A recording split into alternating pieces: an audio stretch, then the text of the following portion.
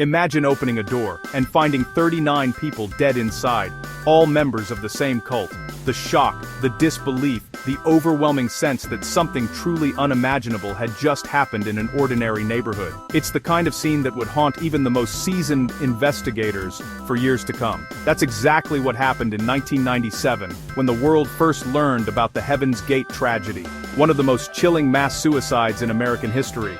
News cameras swarmed the quiet streets of Rancho Santa Fe, California, as the story unfolded, leaving the nation stunned and searching for answers. But here's what most people don't know. The entire investigation, and the end of Heaven's Gate, started with a single, anonymous tip. It wasn't a detective or a neighbor who first raised the alarm, but someone who had once been part of the group, someone who still cared enough to act. Let's rewind for a second. Heaven's Gate was led by Marshall Applewhite, a charismatic and deeply persuasive man who convinced his followers that leaving Earth was their ticket to salvation. He promised them a new beginning, far away from the pain and confusion of this world. These people weren't uneducated. They held jobs, families, dreams. They were teachers, nurses, computer programmers, and parents. They laughed, loved, and hoped for a better future, just like anyone else. But Applewhite's grip was strong. His words were hypnotic, his presence magnetic. He offered certainty in a world full of chaos, and for many, that was irresistible. In March 1997, the cult members believed that a spaceship was trailing behind the Hale-Bopp comet, ready to take their souls to another level of existence. The comet's appearance in the night sky became a sign, a cosmic invitation they felt destined to accept. That's when they made the fateful decision. Together, in a moment of collective conviction, they prepared to leave everything behind, convinced they were about to embark on a journey beyond human comprehension. For days, nothing seemed unusual, until a former member received a mysterious email from inside the group. The message was cryptic, but it hinted at something final, something irreversible.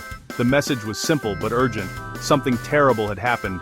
It was a desperate cry for help, or perhaps a final goodbye, sent out into the world in hopes that someone would listen. It was this ex-member who dialed 911 and set the investigation in motion. Their courage to act, even after leaving the group, changed the course of the story forever. When police arrived at the mansion in Rancho Santa Fe, California, they were stunned. Black uniforms, identical sneakers, the eerie calm.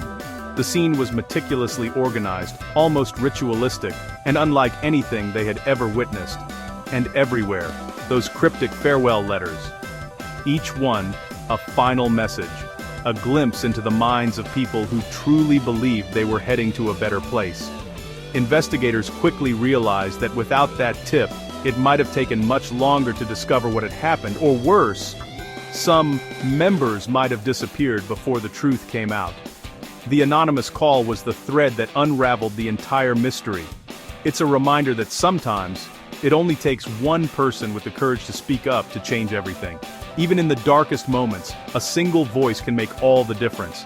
That anonymous tip didn't just break the story of Heaven's Gate, it brought closure for dozens of families, and it stopped the cult's influence from spreading any further. It gave loved ones answers, and it gave the world a chance to learn from tragedy. In the end, the Heaven's Gate tragedy shows how dangerous blind faith can be, but also how powerful a single voice can be against the darkness. It's a story of loss, but also of bravery, and the hope that even in the worst of times, someone will choose to do what's right.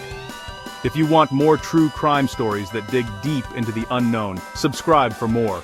There are always more mysteries to uncover, and more lessons to learn from the shadows of the past.